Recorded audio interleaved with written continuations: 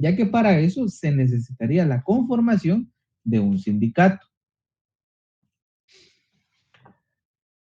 Hablábamos en ese entonces del arreglo directo, sin embargo ahora ya lo podemos ver de una manera esquematizada.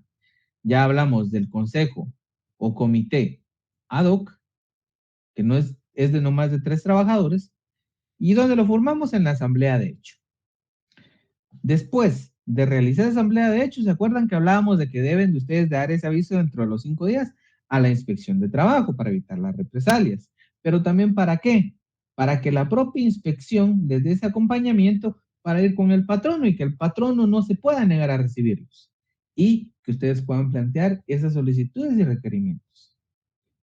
Ya planteadas esas solicitudes, va a ser de forma verbal o escrita. Recomendación que siempre sea escrito.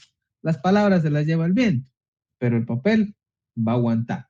En la era digital, hasta una copia pueden tener digitalizada ustedes y no se les pierde. Entonces, esa es una situación necesaria. Ahora, hablamos que el patrono no puede negarse a recibirlos. Entonces, aquí vamos a tener dos opciones. Donde tengan un arreglo o donde no exista un arreglo. Dos caminos. Si hay un arreglo, vamos a faccionar esa acta y vamos a enviar una copia autenticada a la Inspección General de Trabajo, como lo vimos la clase pasada. Dentro de 24 horas siguientes a que la firmemos. ¿Para qué? Si el patrono no cumple con lo que se compromete, podemos ir a la inspección para que estos sean ya el ente coercitivo. Si no hay un arreglo, ahí vamos a pasar a la vía de la conciliación.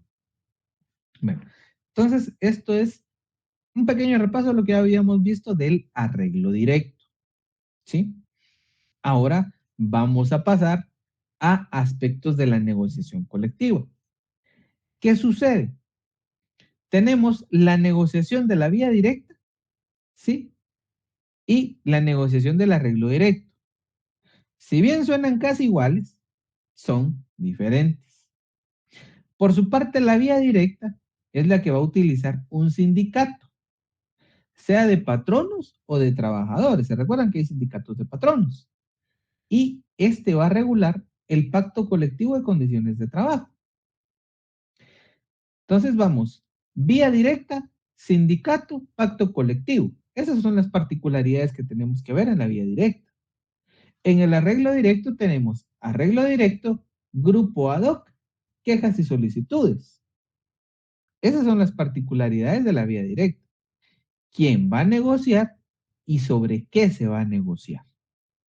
Entonces, esos pequeños detallitos los tienen que tener ustedes bien claros, porque al final ustedes van a ser esos representantes de patrono o de trabajador que van a ser esa fuente, ustedes van a ser la luz del derecho para estas personas. Bien, vamos a ir a ver cómo negociamos en la vía directa ese pacto colectivo. Ahora, ¿cómo se negocia el pacto colectivo? Tenemos que acudir al Código de Trabajo. El código en su artículo 51 nos habla de todo ese aspecto del derecho sindical. Y bueno, ¿quiénes son los sujetos que van a negociar ese pacto colectivo? Tenemos a los sindicatos y los patronos. Quien quiera que se negocie un pacto colectivo debe hacer llegar a la otra parte ese proyecto del pacto colectivo, pero lo vamos a hacer por medio de la autoridad administrativa. Para eso tenemos a esa famosa inspección de trabajo. Al final es multifacética y multifuncional. ¿Por qué? Porque esta autoridad va a tomar ese proyecto y va a llegar con la otra parte y decirle, mire, el sindicato, ya sea de trabajadores o patronos, quiere que se vaya a negociar este pacto. Entregado el proyecto al pacto, se crean mesas de trabajo. ¿Y para qué se crean esas mesas de trabajo? Tenemos representantes del patrono, tenemos representantes de los trabajadores y tenemos a la autoridad administrativa. ¿Y para qué los tenemos? Para crear ese análisis técnico y jurídico en cuanto a la viabilidad de ese proyecto de pacto. ¿Qué pasa? como lo comentaba en alguna ocasión en una charla con unos compañeros de ustedes. Les decía yo, bueno, miren, ¿qué pasó con el pleito que tuvo el Ministerio de Educación? Ni los asesores legales del sindicato, ni los del gobierno tenían ni idea de qué estaban haciendo. Unos negociando con grupos que eran minoritarios y ofreciendo menos de lo que se debería de ofrecer. ¿Por qué? Porque los estudios técnicos no constaban. Si ustedes quieren que su pacto colectivo sea relativo a dinero, tienen que tener estudios técnicos, uno, económicos respecto a la inflación y el poder adquisitivo del trabajador. Si están pidiendo dinero. Eso es lo principal. Solo pedir aumento por aumento, todos podemos pedir, pero fundamentarlo, eso es lo que necesitan ustedes. Si ustedes quieren que se vaya enfocado a la seguridad, primero el comité de riesgo de su propia empresa o institución. Después pueden llamar a Conred, pueden llamar a los bomberos, entes que les vayan a garantizar seguridad si por ahí van a ir. Pero por eso son esos aspectos técnicos y económicos de la negociación del pacto. Van a ir ustedes a fundamentarlo en eso. Porque ¿qué pasó con el proyecto de pacto que se había aprobado? Se lo trajeron abajo. Porque todo se hizo mal. Entonces, para eso es que se hacen estas mesas técnicas. Por eso se hace directamente. Nos juntamos y lo vemos todos. ¿Qué sucede? No podemos negociar infinitamente un pacto. Por eso es que la ley nos dice, ¿saben qué? 30 días les doy. Pónganse de acuerdo en 30 días. Bueno, 30 días. Recuerdo que estuve leyendo el pacto colectivo, el anterior y el presente, que se manejó en el organismo judicial, y el pacto anterior se enfocaba en temas económicos.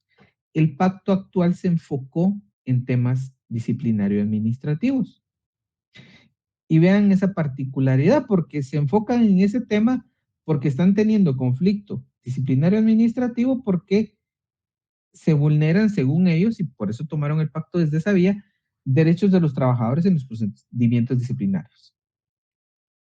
Entonces, optaron en una modificación y ese pacto lo que ahora a ellos les contiene es la necesidad de que quien los denuncie ponga la cara.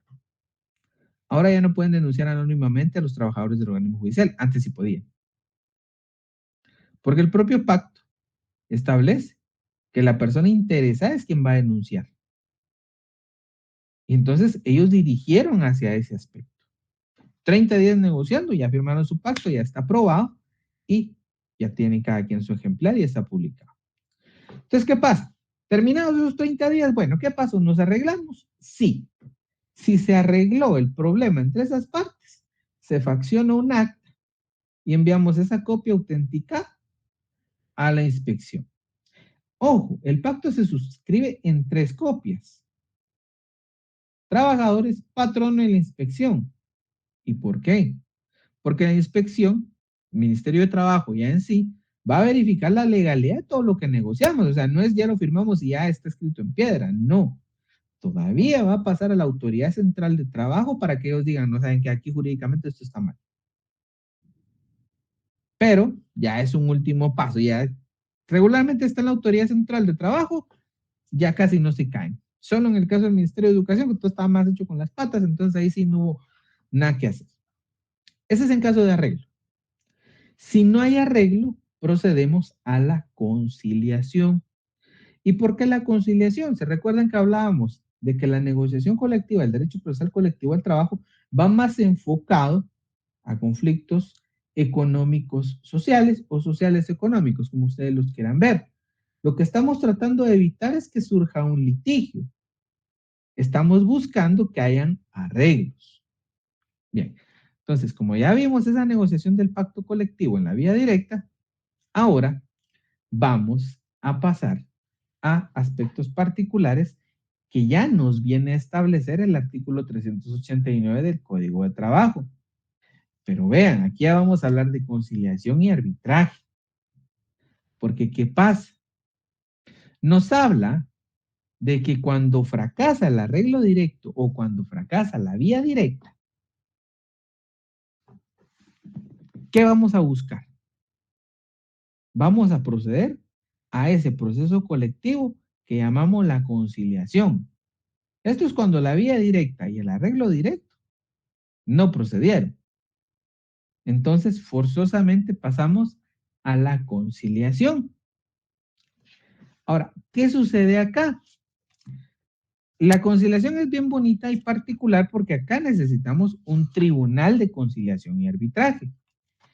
Y esos tribunales de conciliación, como lo veíamos en la clase anterior, se conforman por representantes del patrono, de los trabajadores, por el juez de la circunscripción o el domicilio que va a presidirlo y el secretario, que es el secretario de esos tribunales de conciliación y arbitraje.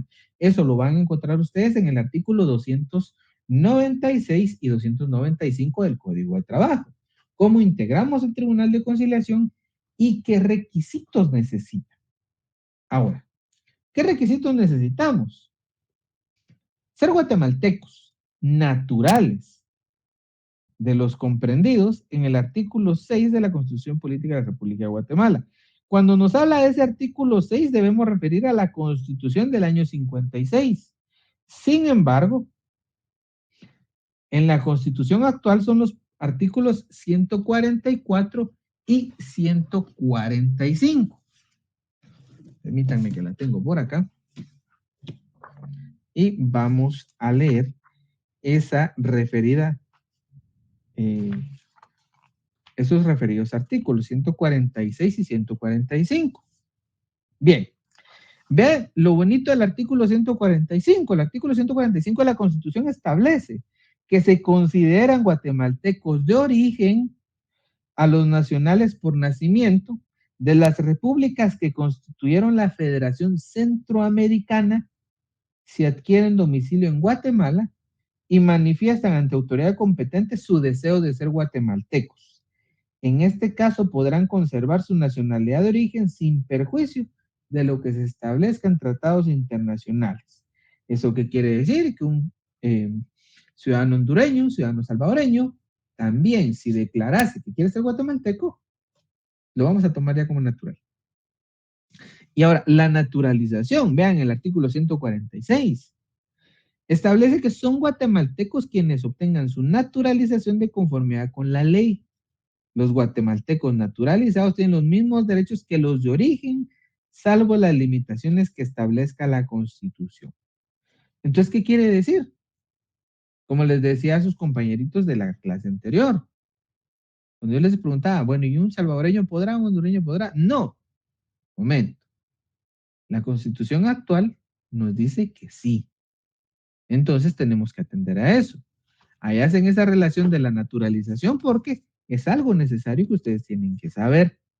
Bien, entonces ya hablamos de que son guatemaltecos naturales, guatemaltecos de origen, ¿sí? Mayores de 21 años, por el discernimiento propio, que ya se debe tener teóricamente esa edad. Obviamente, recordamos que pueden existir guatemaltecos en estado de interdicción, y esa declaratoria de interdicción, pues, no les permite ejercer este tipo de derechos, porque tenemos que estar en el libre ejercicio de nuestros derechos ciudadanos. Y la declaratoria del estado de interdicción lo que hace es restringir esa declaratoria. ¿Qué nos dice también? Que no pueden ser parte del Tribunal de Conciliación y Arbitraje los abogados y los trabajadores del organismo judicial.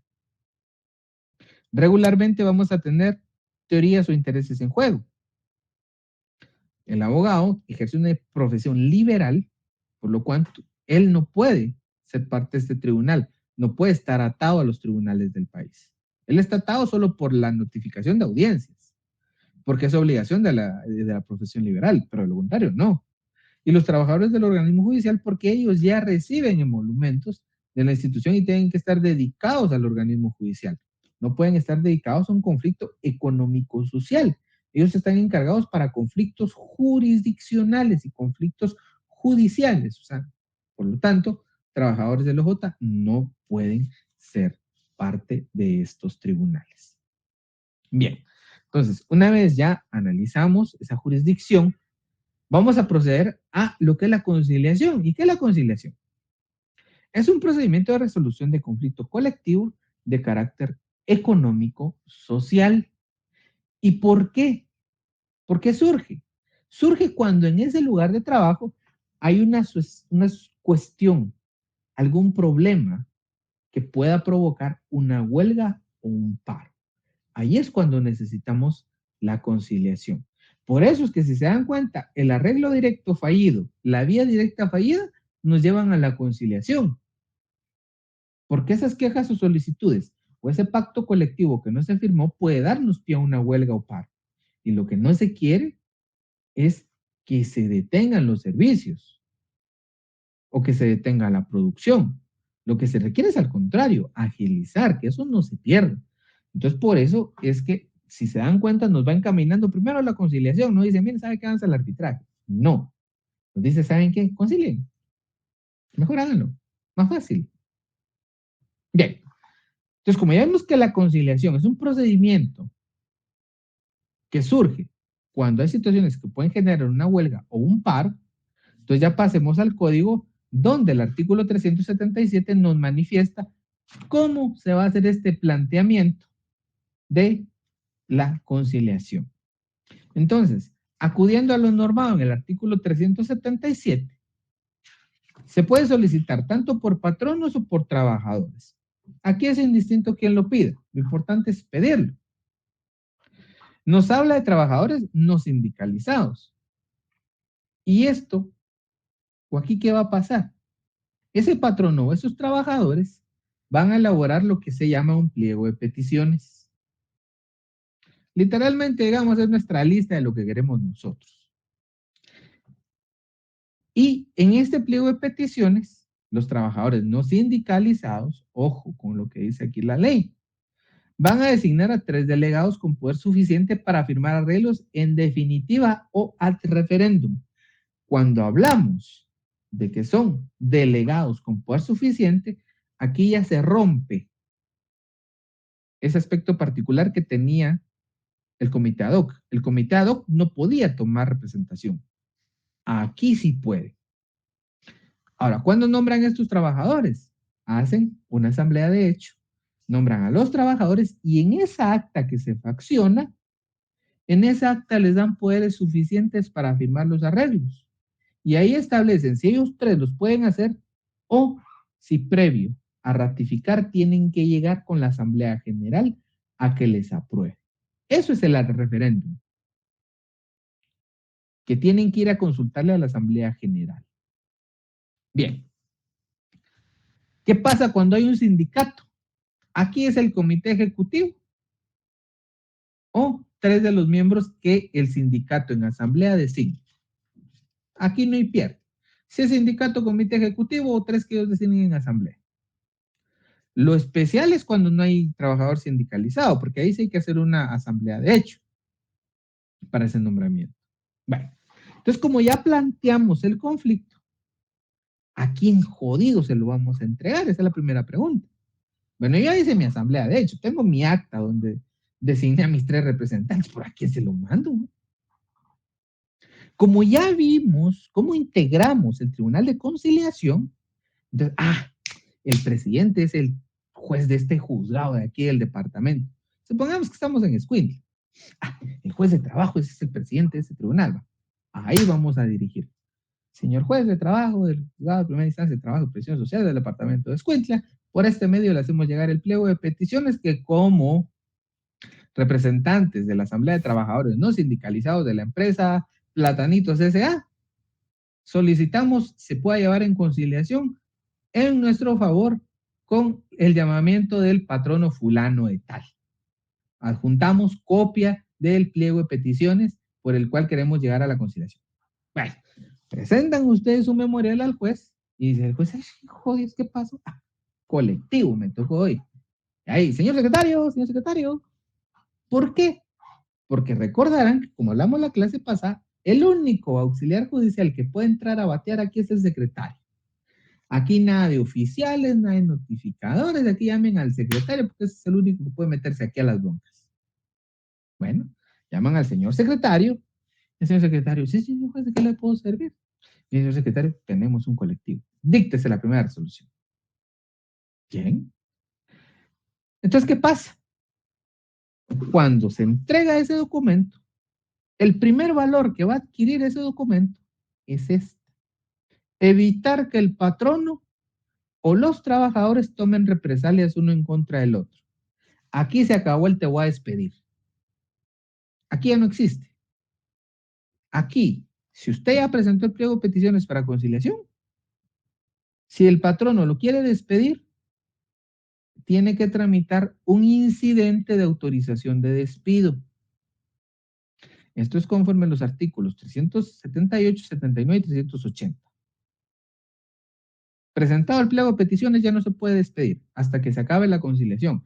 Y para eso, si usted quiere despedir y le urge, plantee su incidente.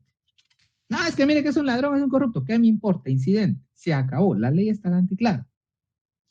No es que me guste a mí, no es que nos guste a todos, pero esa es la ley. Y la justicia se imparte de conformidad con la ley en el país. Concepto de justicia. Bien. Entonces, bueno, ya hicimos llegar el pliego de peticiones, ya estamos todos con salvaguarda y bueno, pasemos a lo que nos gusta. Bueno, miren, como primer punto, el juzgado va a emitir una primera resolución.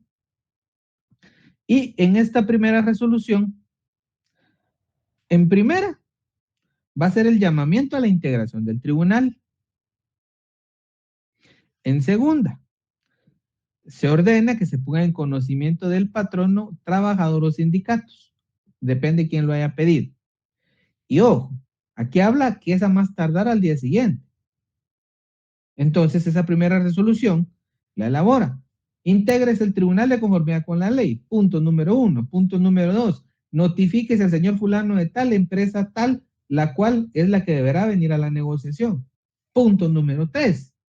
Se previene a la entidad X que debe nombrar el número de representantes 3, como lo hiciese el peticionante, que es quien presenta el pliego de petición. 4. Se le previene que señale un lugar para recibir notificaciones dentro de este periodo. Y ese periodo y esa circunscripción es la del tribunal donde vamos a ir a pedir el conflicto colectivo. Ahora, hay una ley de notificaciones electrónicas. Ahora se está pidiendo el señalamiento de un casillero electrónico. Entonces, eso les va a decir esa resolución. Se les solicita señale el lugar para hacer notificaciones. Y ahí viene una donde dice bajo apercibimiento de que en caso de no cumplir, le voy a notificar por los estrados del tribunal. ¿Sí? Aquí hay una situación bien particular, porque si bien lo ponen así, hay una última y donde todavía les dicen, salvo que el peticionante indique el lugar para recibir notificaciones. ¿Y eso qué quiere decir? Que si yo vengo, yo planteo la conciliación y yo le digo al juez, mire, ¿sabe qué? Notifíquelo en tal lado. Y la otra entidad no responde, el juez puede resolver. De conformidad con el pliego de peticiones planteado, notifíquese el entalado a la institución, entidad o empresa. ¿Es legal? Sí, el artículo 382 es muy claro en eso. Entonces, ojo, señores abogados, ustedes que van a leer todas estas cuestiones son los que tienen que estar ahí atentos. Porque una de estas, si se me los declaran de que no llegaron y a pagar consecuencias. Entonces, mejor evitémonos ese problema, respondamos. ¿Sí? Les estoy hablando en base a la ley. Aquí no estamos hablando de más. Bien. Entonces, como ya les dije que tienen que nombrarme a sus representantes, les digo, ¿saben qué? Tienen 24 horas para hacer ese nombramiento. Ojo, hay una cosa bien particular y ocurre en muchos casos. Hay personas que se les da por no cumplir órdenes judiciales, no sé por qué se les da la gana. De conformidad con la ley, ustedes incurren en delito de desobediencia si no obedecen un mandato instaurado por un juez de primera instancia. Entonces, evítense ese problema y evítenselo a sus clientes. El delito de desobediencia tiene una multa de 5,000 quetzales a 50,000 quetzales y no creo que le vaya a caer en gracia a su cliente pagar. Regularmente les ponen 25,000 por desobedientes, entonces a nadie le cae en gracia pagar 25,000 por estar desobedeciendo órdenes. Bueno, entonces se dio esa primera resolución, ya dijimos que contiene le notificamos a la parte y a la parte va o debe comparecer a nombrar a sus 3 representantes. Bueno, entonces, como ya me nombraron a sus 3 representantes, hay un periodo en el que ustedes nombrados, supongamos que yo soy un representante de los trabajadores y resulta que uno de los designados por los trabajadores es mi hermano. Entonces, yo debo excusarme y decir, se lo dicen al juez para que el juez lo haga conocimiento de las partes. De conformidad con el artículo 121, 22 y 23 de la Ley de Organismo Judicial, el integrante de este tribunal, Carlos Rodríguez, posee vínculo sanguíneo con el representante de los trabajadores, peticionante Juanito Rodríguez. Por lo tanto, se excusa, notifíquese a las partes. ¿Y entonces qué pasa? Les notificamos para que se pronuncien. Entonces las partes nos dicen, mire, estoy de acuerdo que se excuse, nombren un nuevo representante.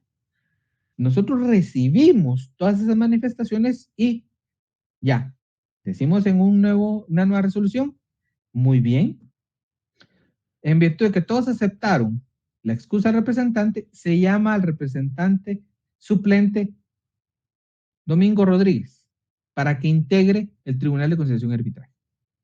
Entonces, como ya tenemos el tribunal integrado, bueno, ¿saben qué, señores? Ya tienen todas sus copias, ya tienen sus representantes. Los esperamos para el día, hoy es 19, supongamos para la otra semana, el día 23 de septiembre para audiencia de conciliación. Entonces, hacemos una resolución, mandamos a notificar a ambas partes. Entonces ya todos notificados saben que tienen que llegar ese 23 a las 10 de la mañana. Entonces notificamos a todos, todos llegan ese día a la audiencia, ¿sí? Pero antes de que se lleve a cabo la audiencia, ¿sí? 2 horas antes, ¿sí? Nosotros tenemos que escuchar a cada una de las partes por separados. Pero ahora, ¿cuál es el objetivo de escucharlos? No es solo para que nos saluden. Bueno, escuchamos al peticionante y le decimos, mire señor, ¿qué es lo que quiere? Entonces, se facciona un acta. Él nos dice, no, mire, yo lo que quiero es que tengamos aire acondicionado, que nos den 1 hora más para salir más temprano, que queremos vacaciones en tal fecha. Bueno, faccionamos el acta y tenemos ya sus peticiones. Sale el peticionante y llamamos al patrono o al peticionado, a quien se le haya pedido. Bueno, venga usted, ¿ya leo las posiciones? Sí, va, qué calidad. Bueno, mire, ¿qué piensa de lo que le pidieron? Ah, mire usted, no, hombre, 1 hora antes tampoco, ¿va? Les puedo dar media. ¿Está seguro? Sí. Y vacaciones no les puedo dar. Ellos quieren en diciembre todos los años. No, hombre, es la carga laboral más alta. Les podemos dar en noviembre o en enero. Ah, va. ¿Está con eso? Ahora, el tribunal ya integrado, habiendo escuchado a ambos, bueno, señor secretario, mire, este es el proyecto, se lo vamos a dictar. Hace un proyecto de bases y de arreglos, lo escriben y bueno, ya están todos en la sala de audiencias. Invitan a pasar al peticionante y al peticionado que se siente. Nosotros, Tribunal de Conciliación, miren señores, ¿saben qué? Ustedes piden esto, ustedes plantean esto, este es el arreglo que les proponemos. ¿Qué dice? Esa es nuestra misión, proponer un arreglo, ser un amigable componedor.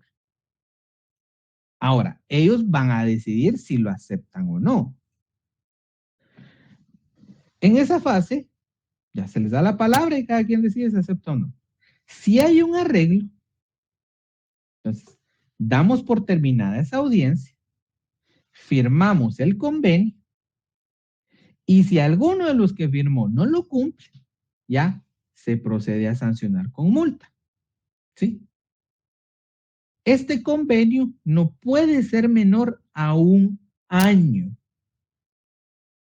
Y ojo, el irrespeto al convenio puede dar parte a que la otra parte se declare en huelga o paro. Ojo, que hay consecuencia en el incumplimiento de un convenio. Que después vamos a aclarar la legal o justa, eso es caldo aparte, pero esto es lo que puede dar pie a una huelga o paro. Entonces, ojo y cuidadito con eso. Ahora, ¿qué sucede si no hay acuerdo? Si no hay acuerdo, repetimos el procedimiento de la conciliación. Entonces, señalamos una nueva audiencia 8 días después, buen plazo. Y bueno, otra vez, bueno, señores, ¿saben qué? No funcionó la del 23. Entonces, ¿saben qué? Vengan el 30, necesitamos audiencia a las 10 de la mañana. 2 horas antes los vamos a volver a escuchar. Vuelven a escucharlos otra vez 2 horas antes, proponen nuevos arreglos. Aquí está el nuevo arreglo que les proponemos. ¿Aceptan o no aceptan? No siempre van a aceptar al final. No es algo obligatorio.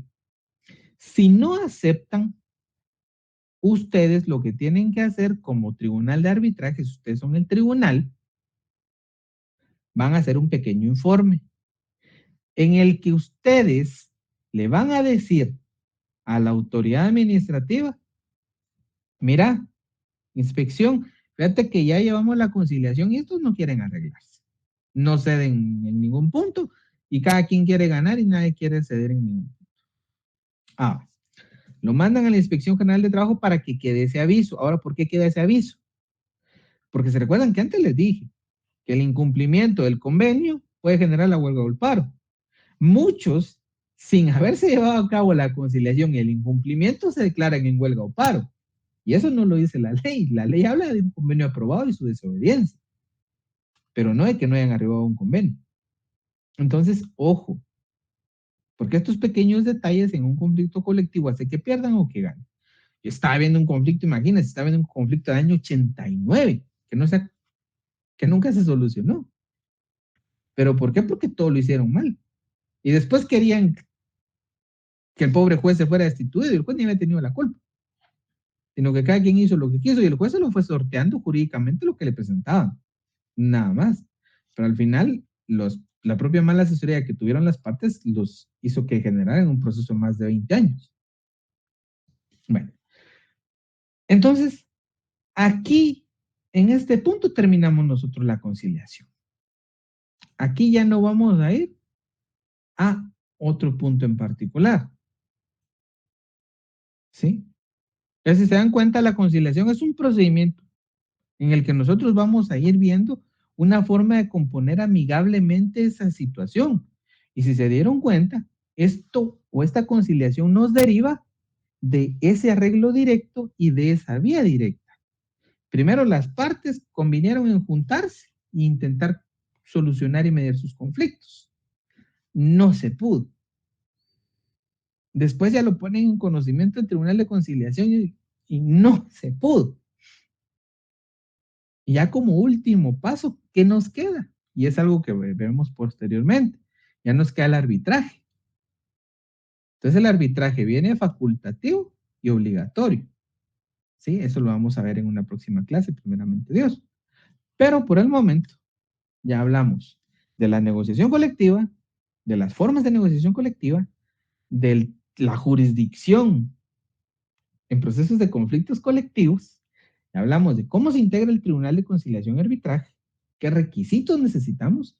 Ya vimos en la Constitución que también centroamericanos pueden, con su obligatoriedad de declaratoria ante nosotros, ya vimos la vía directa, ya vimos el arreglo directo, ya sabemos que es un grupo coaligado, sí, que es un grupo ad hoc, ya sabemos que necesitamos esa asamblea de hecho para cuando son trabajadores no sindicalizados.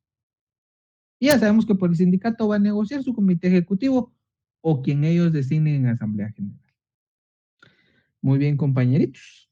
Esto es lo que teníamos por el día de hoy. No es una clase muy extensa, pero es una clase un poquito sustancial.